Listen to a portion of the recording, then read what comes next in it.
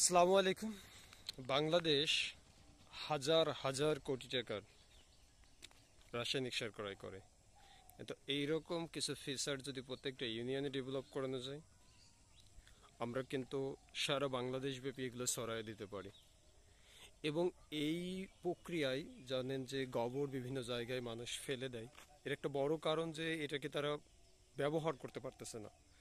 তো এইটা সুন্দরভাবে ব্যবহার করতে না পারার দরুন আমরা আমাদের মাটির উর্বরতা হারাচ্ছি।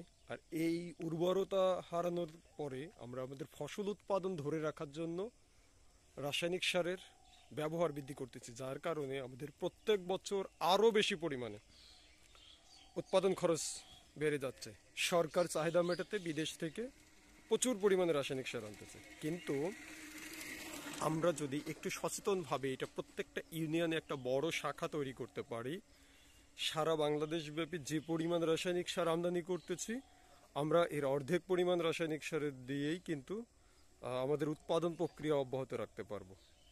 এই যে উৎপাদন প্রক্রিয়া অব্যাহত রাখার যে ধারাবাহিকতা, এটা যদি ঠিক রাখতে চাই, আমাদের মাটির মান ঠিক রাখতে হবে, মাটির উর্বরতা ঠিক রাখতে হবে। আর এই জন্য সর্বাবস্থায় জৈব সারের কথা আমরা বলি। আমরা এই যে কাঁচামালগুলো ব্যবহার করতেছি, এইগুলা দিয়েই কিন্তু আমরা আমাদের কাঙ্ক্ষিত যে জৈব সার, কেঁচো সার, সেটা তৈরি করি। আপনারা যারা এই ধরনের ব্যাপারগুলো নিয়ে আগ্রহী, তারা আমাদের সাথে যোগাযোগ করবেন। আমরা সর্বাত্মক সহায়তা করতেছি, আমাদের কয়েক বছরের অভিজ্ঞতা এটা। এই ব্যাপারগুলো আমরা আমাদের অভিজ্ঞতা দিয়ে, আমরা আমাদের যতটুকু সম্ভব সহায়তা দিয়েই কিন্তু আমরা চেষ্টা করতেছি সারা দেশে এটা ছড়াই দেওয়ার জন্য। তো আপনারা আপনাদের জায়গা থেকে যারা আগ্রহী আছেন, অবশ্যই যোগাযোগ করবেন। এটা বিশাল বড় একটা অর্থনীতি। এই অর্থনীতির বেদ যদি আমরা না জানতে পারি, তাহলে এই আমদানি নির্ভরতা এবং রাসায়নিক সারের ব্যবহার বৃদ্ধির কারণে আমাদের যে শারীরবৃত্তীয় যে সমস্যাগুলো কৃষকদের দেখা দিচ্ছে, সেই কৃষকের এই সমস্যাগুলো কিন্তু বৃদ্ধি পেতে থাকবে।